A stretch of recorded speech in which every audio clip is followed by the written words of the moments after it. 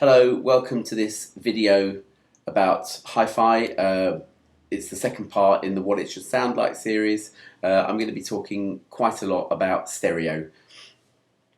There was a bit of a myth at the introduction of stereo, which occasionally you hear today. It comes, I think, from the numerous amount of fake stereo recordings that were made from mono tapes. I don't think they ever really called it fake stereo. It was like euphemistically termed as a mono recording, electronically processed to give a stereo effect on stereo equipment. And quite often the bass was all in one speaker and the treble was all in another speaker.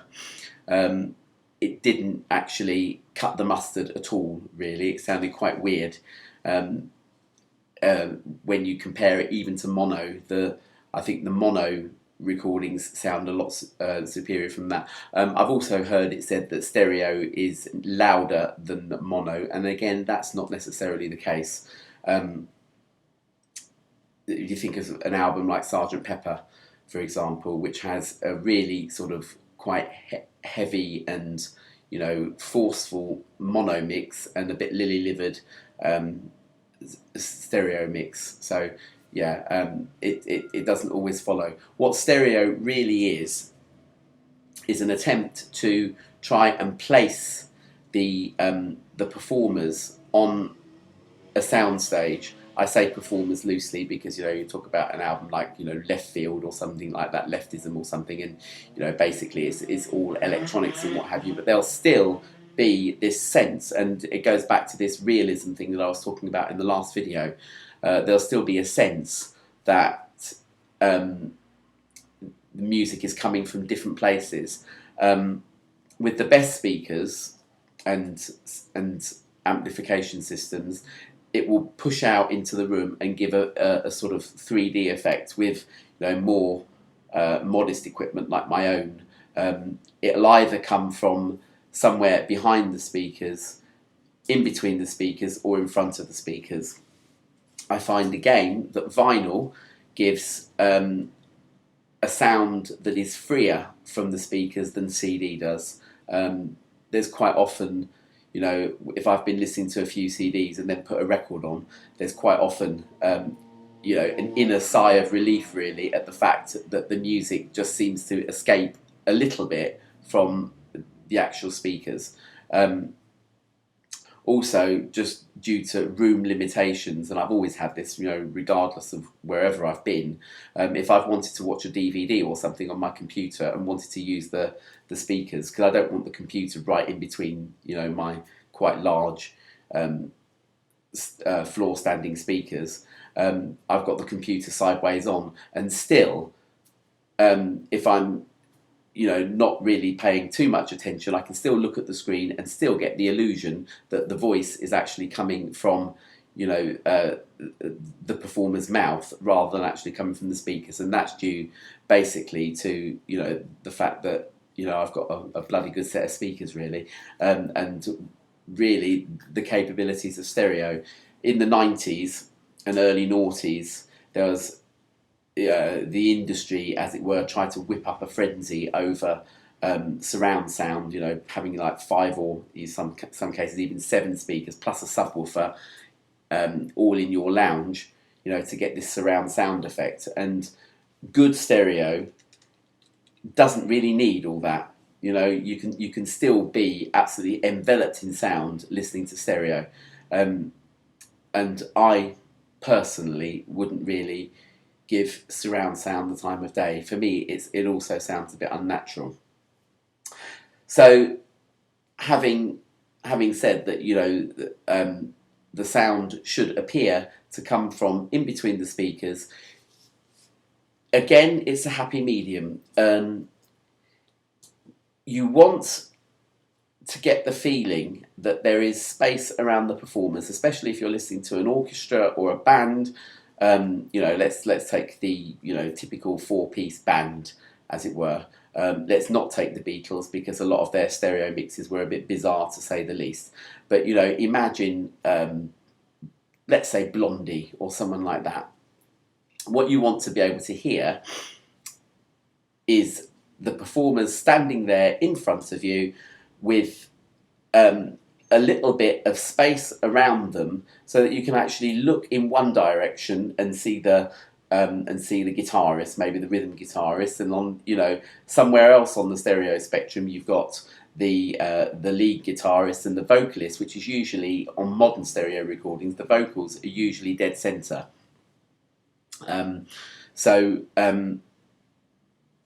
You get this, you know, it's really quite uncanny to listen to. Really, I never stop marveling really at how good, you know, a well placed stereo setup really is.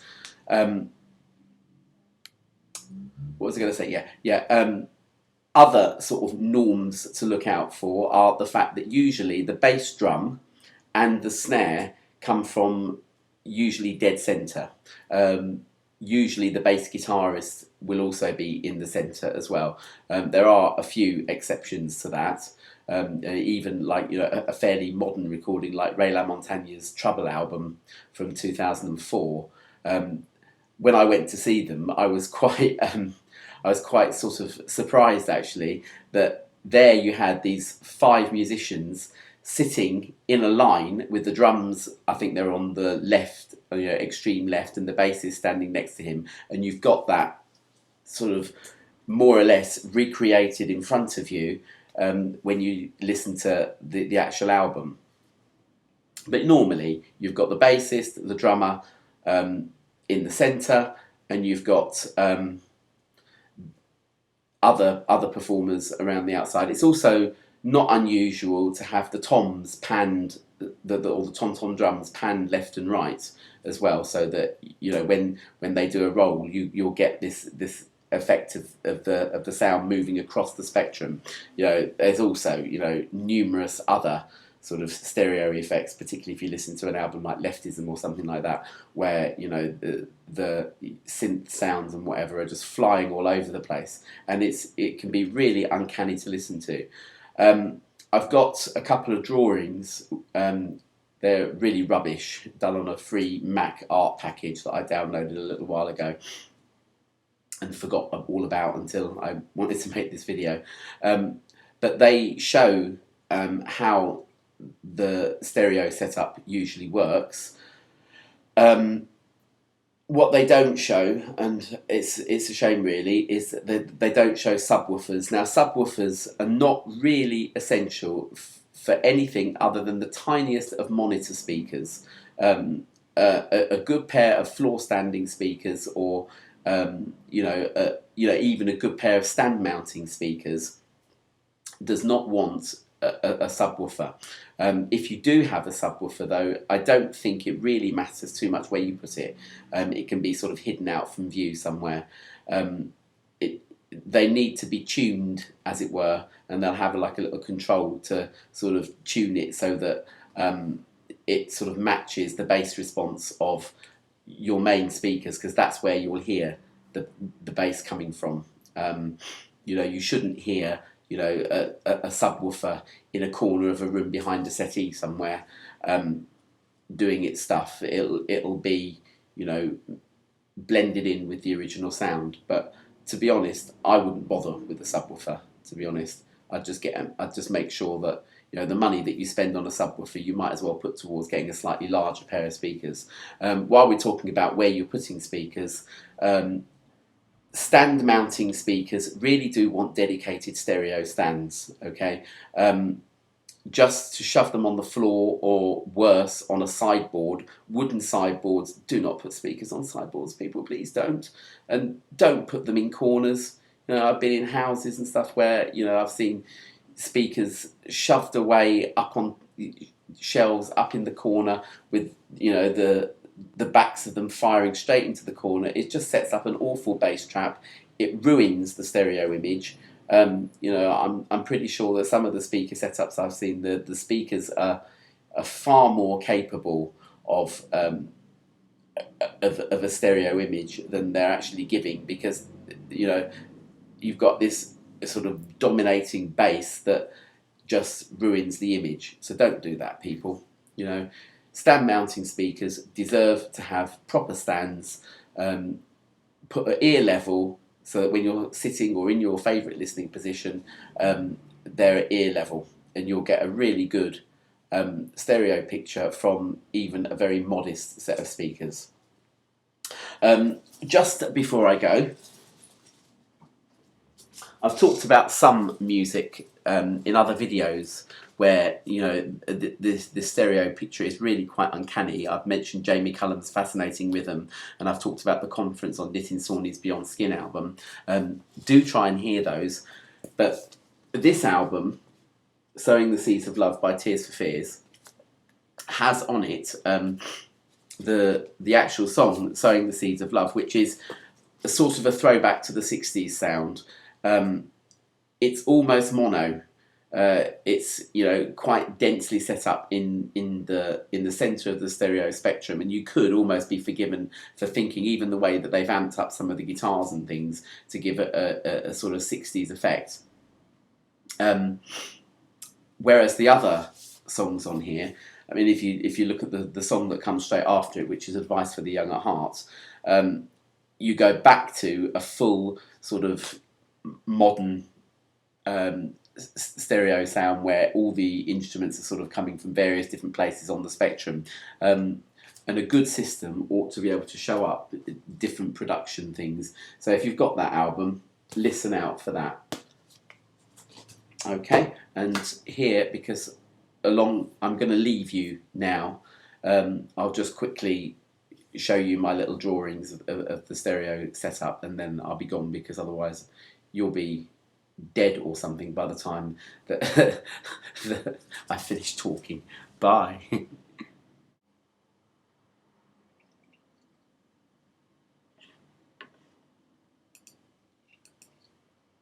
Okay, this is a basic stereo setup here. The white sort of areas around here, where my plus sign's going, those represent the boundaries of a room. This is you. Your speakers here are facing you. They're about 2 meters apart, and you're in a sort of roughly equilateral triangle, so that the performers, as it were, would appear sort of somewhere either in front of the speakers, ideally, sort of there, where my plus sign's going, in between the speakers, or behind the speakers, okay? Or preferably all three, because the better speakers will actually present a sort of 3D image of your performance. It may well be that rather than having the speakers sort of straight on at you, you may get a better picture by doing this. This is called toe-in, where the speakers are sort of pointed slightly in, like that, so that you get a better image, okay?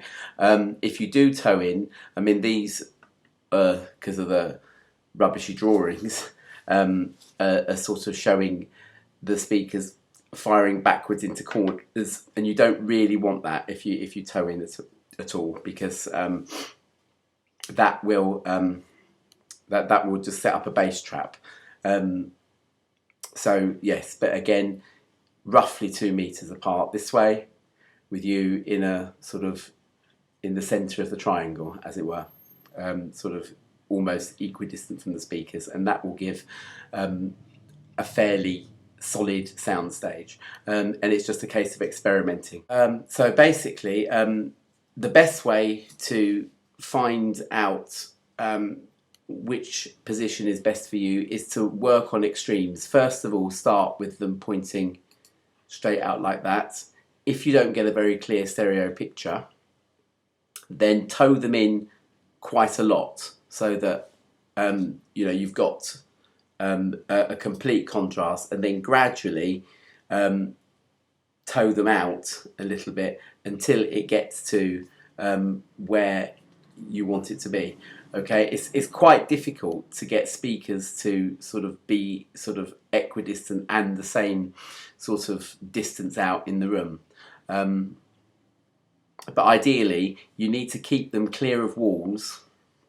I mean, even these are kept, you know, a certain distance clear from the wall. And if you've got a rear firing bass port, then you need to be further away from the wall than my little picture suggests, because that will again set up a bass trap. The closer you move them to the walls will reinforce the bass. The more you move them out of the way of the walls, you'll get a better. Well, it depends. Again, it's a happy medium, isn't it? But you'll reduce the bass. As I say in hi-fi, less is more. And sometimes a slightly curtailed bass response will actually show up more detail in the bass playing than just having this great big boomy sound, because that will slow down or appear to slow down the rhythmic structure of the music.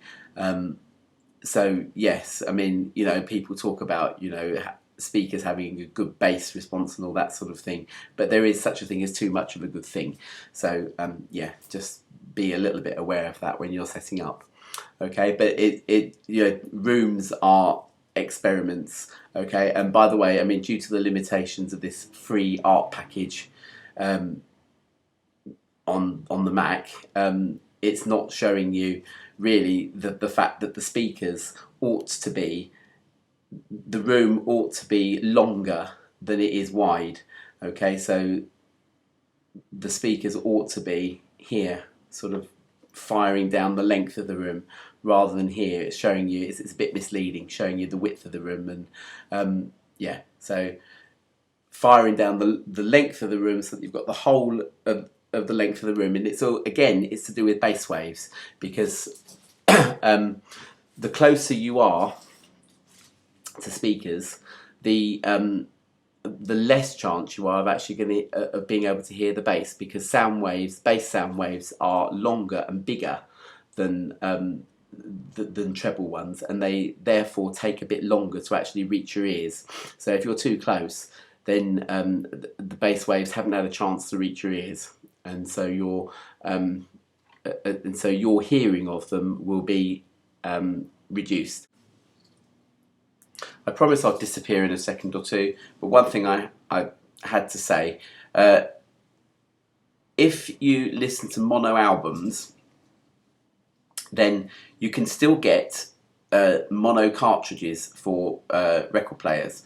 And surprisingly enough, Autophon make one of their top cadenza cartridges for about £600 odd, as a mono moving coil cartridge. There are obviously cheaper ones. Rager make one for about £70. Goldring make one for a similar price. If you use one of those, just listen to mono albums on them. Do not try and listen to stereo albums on a mono with a mono cartridge, because you'll just ruin them.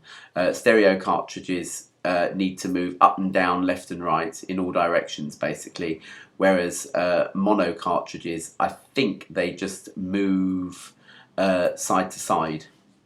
I think it's just side to side. It may well be up and down. I get it muddled up.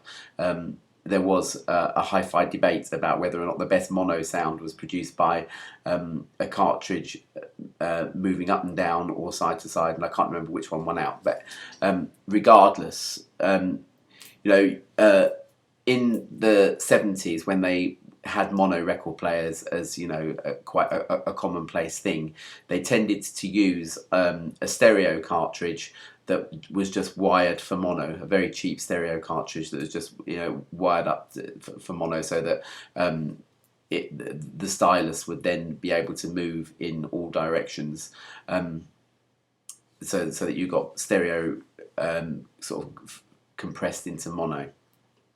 But you will ruin records if you, as I say, if you play them on a mono cartridge and they're really stereo ones. Okay, that's really all I have to say. All right, bye. Really, bye-bye.